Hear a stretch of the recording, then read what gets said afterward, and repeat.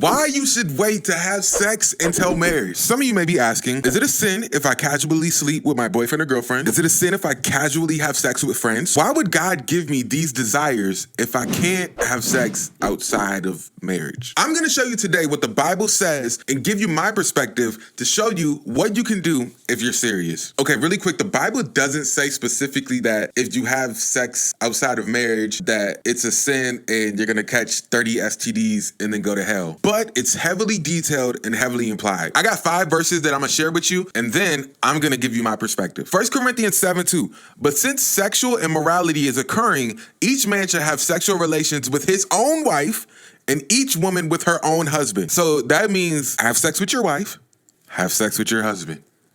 That's pretty clear. Don't be sleeping with other people's wives and husbands. Not cool. Hebrews 13:4. Marriage should be honored by all, and the marriage bed kept pure. For God will judge the adulterer and all the sexually immoral.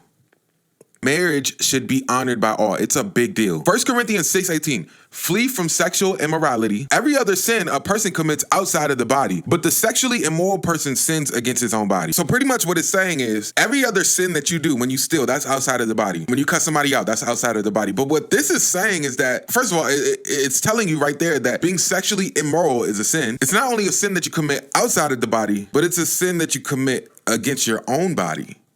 Very interesting. Colossians 3:5. Put to death, therefore, what is earthly in you.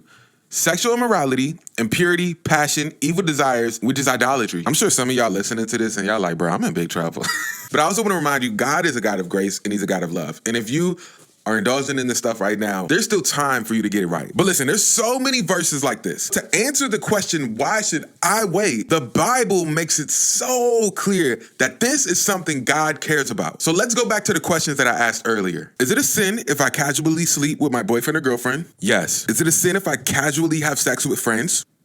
Yes. Why would God give me? Yes. Listen, even though we have urges and feelings, it does not mean that we have to act on them. The crazy thing about our generation is that when we feel like doing something, we'll do it. When we don't feel like doing something, we're not gonna do it. And what we're taught is that if we feel a certain type of way or we have feelings, we have to act on them. And that's not true. The Bible even tells us to have self-control. And it says, if you don't have self-control and you are burning with desire, just get married. But I'm gonna say, don't be mad at the Bible if it's trash. Be mad that you couldn't control yourself. Hello. And God hates divorce, so there's that too. I believe that waiting to have sex until marriage is a guardrail that God put up for us for protection. Listen, when you have sex with somebody, there's a spiritual and emotional connection that is made when you come together. And that, my friends, is what we call a soul tie. So watch this. If you ever had sex with somebody and then all of a sudden you just started getting angry at stuff that never used to blow you, soul tie. If you find yourself getting more depressed and anxious and you never used to be like this, soul tie. If you find yourself obsessing over the person that you had sex with one time and just met and you can't stop thinking about them, soul tie.